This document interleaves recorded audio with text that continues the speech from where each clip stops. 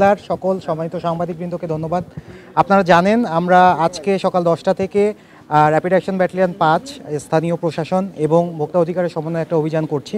আমরা বেশ কিছুদিন থেকে এর ধরনের তথ্য পাচ্ছিলাম এবং আমরা আমাদের গোয়েন্দা নজরদারির মাধ্যমে এটা নিশ্চিত করেছি যে পুঠিয়া এবং বানেশ্বর এলাকায় শুধু এই মডার্ন কসমেটিক্স না, আরও বেশ কয়েকটা স্পট রয়েছে যেখানে অবৈধভাবে অনুমোদন ব্যতি রেখে এবং বিভিন্ন রাসায়নিক পদার্থের গুণগত মান সঠিক না রেখে তারা বিভিন্নভাবে বিভিন্ন কসমেটিক্স তারা বিভিন্ন মোড়কে প্রক্রিয়াজাত করছেন এবং চড়া মূল্যে বাজারজাত করছেন।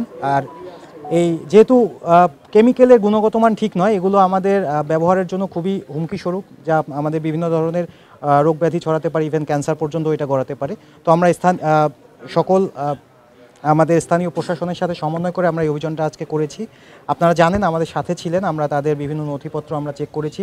আমরা যেগুলো ঠিক পেয়েছি আর কিছু জিনিস আমরা ব্যত্যয় পেয়েছি, যেমন বিএসটিআই অনুমোদন ব্যতি রেখে 2-1টা জিনিস এখানে তৈরি করা হচ্ছে বা কেমিক্যালের গুণাগুণ ঠিকভাবে দেওয়া হচ্ছে না এবং ওজনেও কিছুটা বা মোড়কীকরণেও কিছুটা তারতম্য রয়েছে। তো আমাদের অভিযানটা চলমান রয়েছে। আমাদের সাথে এখানে এসি ল্যান্ড পুঠিয়া রয়েছেন, ভোক্তা অধিকারের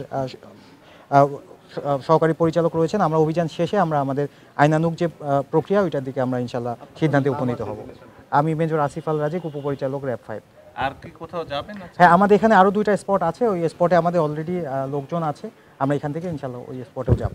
তো আপনাদের মাধ্যমে দেশবাসীর কাছে, রাজশাহী তথা সকল দেশবাসীর কাছে আমরা মেসেজ পৌঁছে দিতে চাই, এইভাবে এই সামান্য লাভের আশায় কিছু অসাধু ব্যবসায়ী চক্র যাতে এই ধরনের ভেজাল কেমিক্যাল দিয়ে আমাদের এই সেন্সিটিভ যে কসমেটিকগুলো এগুলো যাতে তৈরি না করে এবং আমাদের সবাইকে জনসাধারণকেও সচেতন হতে হবে যাতে আমরা এগুলো ব্যবহার থেকে আমরা নিজেদেরকে বিরত রাখতে পারি। অবশ্যই কেমিক্যালের গুণগত মান এটা আমাদেরকে সবার আগে এটাকে প্রাধান্য দিতে হবে। ধন্যবাদ। Thank you.